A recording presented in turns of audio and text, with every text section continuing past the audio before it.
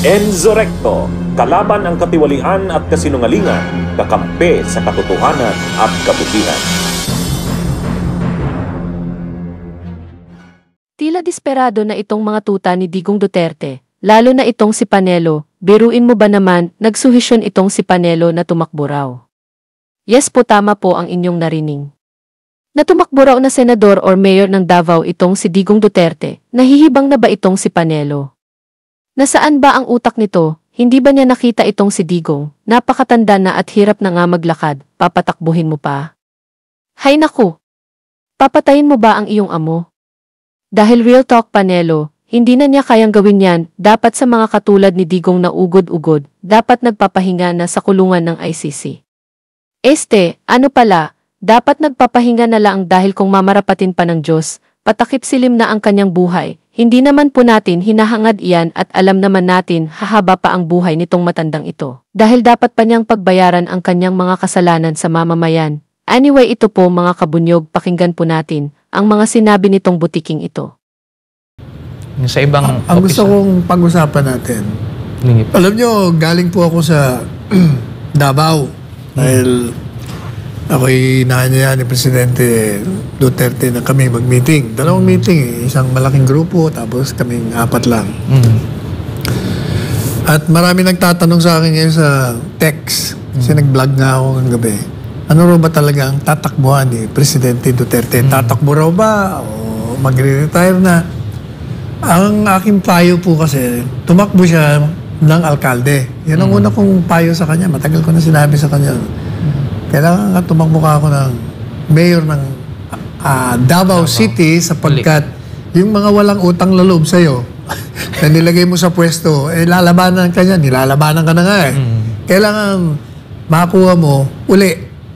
Kasi nakakuha na sila ng barangay kapitan ng mga, kung hindi ako nagkakamali, 67. Sa kabilang ano po? Sa kabila, yung mga walang utang na loob na mga kinalinga niya, na ngayon binibira siya. Sabi ko, kailangan hawak mo pa rin ng Davao. Noon yun, yung mga sinasabi ko. Ba't nung sunod-sunod na pang-aapi ang natatanggap nila, sabi ko sa kanya, the other week, tumakbo kayo senador. Kasi gusto ko kayo ni Inday, Sara, tumakbong Presidente at Vice President 2028. Sabi niya, bakit senador? Gusto ko nga, kongresista eh. Dahil gusto kong turuan itong mga nayayamot ako pag nanonood ako eh. Parang walang alam yung mga ito. Galing siya sa Congress, di ba? Opo. Sabi ko, nasa Congress, senador ka na lang. Medyo, pag senador ka, hindi ka aapi-apihin ng mga yan. Pangalawa, mas mahalaga sa akin, pag tumakbo ka kasing senador, magiging barometro mo yon, magiging measurement mo kung ikaw ay nasa taas pa ng popularidad. Pag ikaw ay nag-number 1, 2, 3, aba, ibig sabihin, nandun pa rin ang pagtanggap sa'yo ng taong bayan. At ituloy mo ang pagtakbo mo Vice Presidente sa 2028. Pero kung mananalo ka nga, number 8, 9, 10, 11, 12 ka, kalimutan mo ng pagtakbo mo, bumaba yung rating mo. Kaya, yun ang nasa lamesa niya ngayon. Mayor ba o senador? Abangan natin. Ano, Panelo? Tama ba ang narinig natin? Puwera sa patatakbuhin ninyo ng senador or mayor itong si Digong ngayon na eleksyon, may balak pa kayong patakbuhin siya sa 2028 eleksyon sa pagka-Vice Presidente. Hay naku! Nakakatawa itong sinabi mo, Panelo. Sa tingin mo, Panelo, nakakatayo pa kaya si Digong sa panahon na iyan?